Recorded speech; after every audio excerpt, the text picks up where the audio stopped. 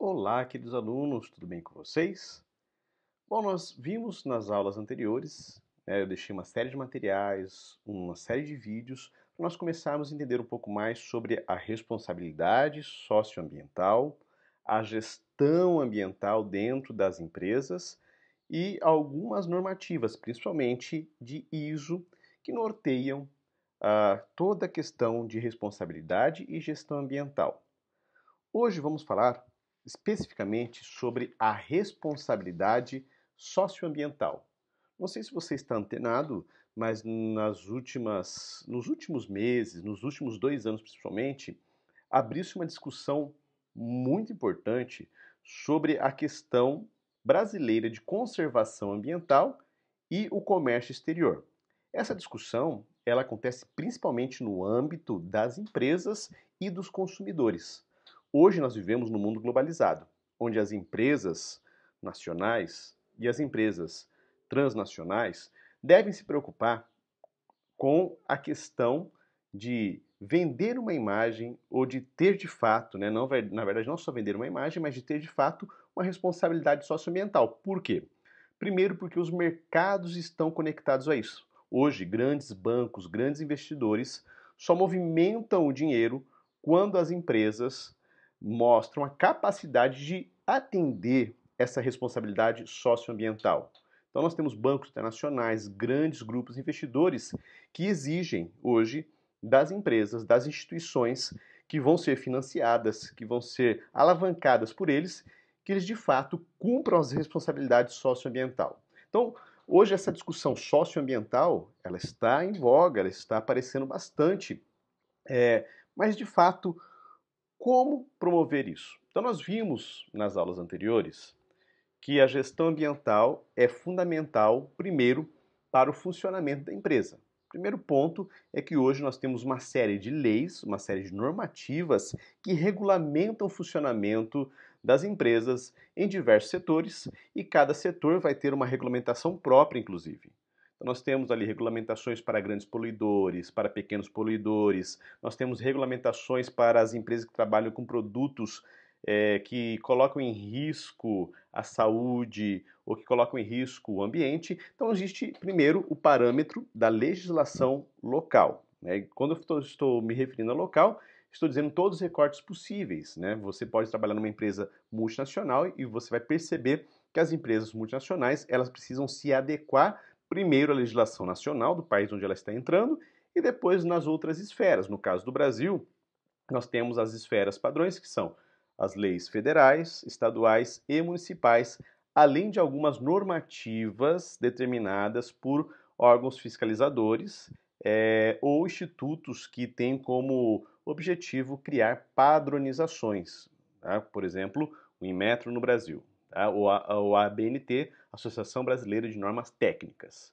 Bom, então o primeiro ponto é que para uma instituição funcionar, para uma empresa funcionar, ela precisa estar em dia ou estar regularizada ao que tange o mínimo de legislação ambiental. Este é o mínimo. A empresa ter uma autorização governamental não atribui a ela um selo de responsabilidade socioambiental. Esse já é um segundo passo, porque ter toda essa questão legal é essencial para que ela possa começar a funcionar. Quando nós falamos de responsabilidade socioambiental, nós temos que analisar dois níveis de atuação dentro desta empresa, dentro desta instituição. O primeiro é o domínio interno e o segundo é o domínio externo. Então vamos pegar o primeiro domínio para podermos falar um pouco mais. Eu deixei um artigo para que vocês possam ler e entender um pouco mais sobre a questão da responsabilidade socioambiental e a importância para as instituições. Mas eu quero trazer aqui só alguns pontos importantes para a nossa aula. Então, primeiro é falar do domínio interno. Não basta utilizar o marketing, né? Por experiência, eu verifiquei ao longo da minha carreira que algumas empresas tentam trabalhar somente com o marketing ambiental ou socioambiental, que é isso, é gerar peças publicitárias, é gerar pequenas ações de envolvimento com a sociedade, de envolvimento interno, para tentar promover uma imagem. infelizmente, né, ou felizmente, esse tipo de propaganda, ela hoje não tem efeito, porque os consumidores são cada vez mais exigentes e, como eu disse para vocês, quando nós vamos trabalhar com investidores, trabalhar com financiamento, essas outras instituições que vão financiar, que vão alavancar, elas exigem comprovações. Então, como nós pensamos a responsabilidade socioambiental no domínio interno? O domínio interno, então, eu digo dentro do campo da própria empresa. Tá? Esse é o terreno, esse é o recorte dentro do território da própria empresa. O que deve ser feito? Primeiro, nós temos que ter o comprometimento da instituição definindo objetivos claros de sustentabilidade ambiental e social. Ou seja, deve existir uma política, um documento que vai nortear quais são os objetivos que esta empresa, que esta instituição os objetivos que eles vão seguir para poder cumprir com a sua responsabilidade. Então, o primeiro ponto passa pela gestão. Então, isso fica a cargo dos gestores. Afinal de contas, é necessário alinhar os interesses econômicos, e aí é um grande problema, né? Os interesses econômicos da empresa, da instituição, com os objetivos de responsabilidade socioambiental. Então, o primeiro momento é um alinhamento. Muitas vezes é um alinhamento ali que passa por algumas tormentas, afinal de contas, há uma complexidade em poder alinhar as metas tradicionais de uma empresa com metas que transcendem a questão do lucro e passam por um cuidado com a sociedade, com o meio ambiente e por aí vai. Então, o primeiro ponto no domínio interno é o alinhamento da política institucional. Depois que essa política institucional ela foi determinada, delimitada, vem o momento de implantação. Já ouviram falar que é necessário que o time vista a camisa? Essa expressão é bastante popular. E é justamente este o segundo passo. Aquela política socioambiental delimitada pela gestão da empresa, que não é monocrática, que passa por várias mãos, que passa pelos conselhos, inclusive com opiniões de pesquisa, pesquisa de opinião, e nós vamos aprender isso mais para frente um pouquinho, como operacionalizar, vai chegar agora ao time da empresa. Então é necessário um treinamento, uma capacitação, vender esses valores socioambientais que farão parte agora da política de gestão da empresa. Então, no primeiro momento, nós vamos ter a conscientização, a apresentação, e depois cada setor passa por uma capacitação. Então, por exemplo, nós temos setores produtivos. Olha, dentro do setor produtivo, qual é a responsabilidade de gestão ambiental? Nós vamos reduzir gastos nisso, nós vamos reduzir resíduos, nós vamos alterar a forma de operação. Então, todo o treinamento e ajuste junto com o time que faz parte de cada setor. Afinal de contas, para essa política de fato entrar em vigor, nós precisamos que todos participem. Então, nós vamos ter as capacitações, nós vamos ter a venda desses valores, a incorporação nos processos operacionais. Outro ponto muito importante, porque muitas vezes não é somente, muitas vezes se trabalha somente com uma ideia. Olha, agora nós temos essa ideia, esse é o nosso slogan, mas não, nós precisamos alterar também os procedimentos operacionais e ajustar para que esses procedimentos operacionais adotados pela empresa, pela instituição, estejam alinhados também com a política de responsabilidade socioambiental. Então, redução de consumo de energia, redução de emissão de poluição, redução de desperdício de matéria-prima, cuidado com a gestão dos resíduos, são alguns exemplos quando nós falamos de responsabilidade socioambiental. Dependendo do tipo de empresa, vai trabalhar ali com a troca de procedimentos operacionais, por exemplo, deixar de fazer testes em animais, deixar de utilizar produtos pesados, produtos que na sua extração lá no primeira etapa, no setor primário, geram um impacto ambiental muito grande, trocar fontes energéticas. Então perceba que esse primeiro passo, que é o domínio interno, exige uma reestruturação muito grande da empresa, da instituição. E é gasto uma energia muito, muito importante ali, né? Uma energia, não digo no sentido de movimento da empresa, que, é claro, vai demandar de um investimento programado, não é feito à revelia. É claro que, se tratando de empresas, nós precisamos de um planejamento estratégico com um orçamento bem delimitado e todas as etapas, todo o cronograma também delimitado. Afinal de contas, as mudanças não acontecem de modo disruptivo.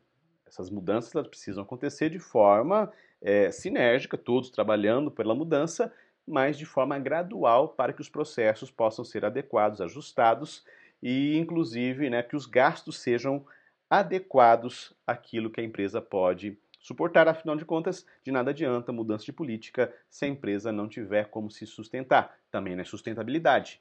Nós vimos na primeira aula que sustentabilidade também passa pelo fator econômico. E também nós vamos gerar essa responsabilidade socioambiental para que a empresa tenha uma imagem junto ao seu consumidor, junto aos investidores, aos financiadores, é uma questão de marketing, e fortaleça esta marca, consolide essa marca e assim, é claro, ela consiga vender mais, ofertar melhor seus serviços, se posicionar melhor no mercado nacional e também numa internacionalização, ok? Bom, então, feito o primeiro passo, trabalhado ali o domínio interno, nós vamos focar o domínio externo. O domínio externo é a sociedade. Afinal de contas, este empreendimento, esta empresa, esta instituição está inserida dentro de um contexto espacial e social.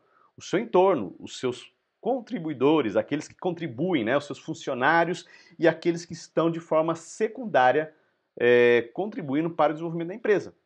Então nós vamos ter uma inserção espacial agora. Trabalhar com os agentes.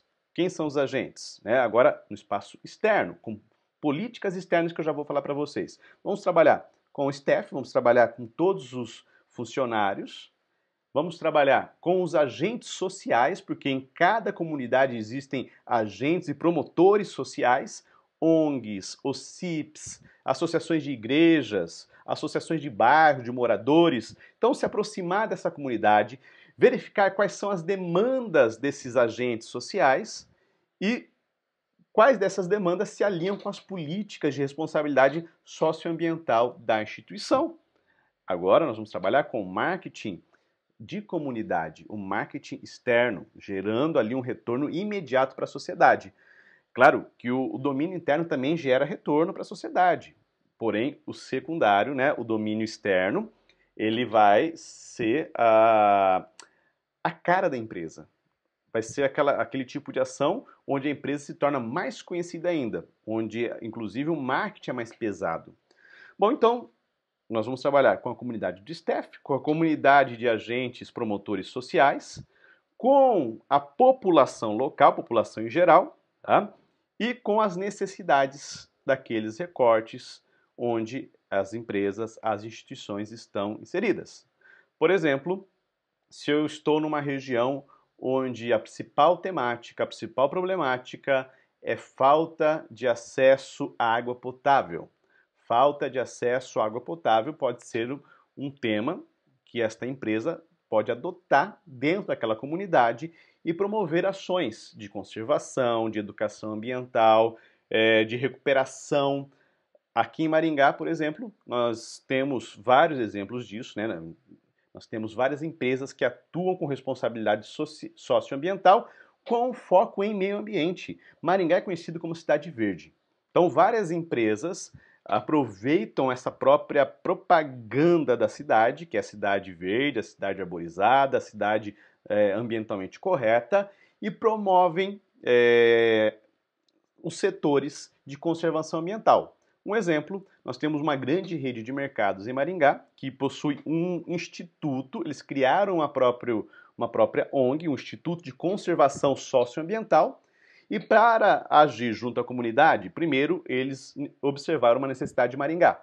Maringá tem 52 rios urbanos. Sim, tem muito rio em Maringá, só que são rios pequenos. Você passando pela cidade você mal percebe. Mas Maringá é a nascente de 52 pequenos rios, pequenos córregos, e estes córregos, né, em boa parte do seu trajeto, não possuem área de preservação permanente. É uma exigência legal que exista ali uma faixa a partir da margem maior de alagamento, ou seja, daquela área que alaga até marcado ali, é uma margem vegetada, uma margem com uma cobertura vegetal, e esta era uma problemática muito grave no começo dos anos 2000 em Maringá.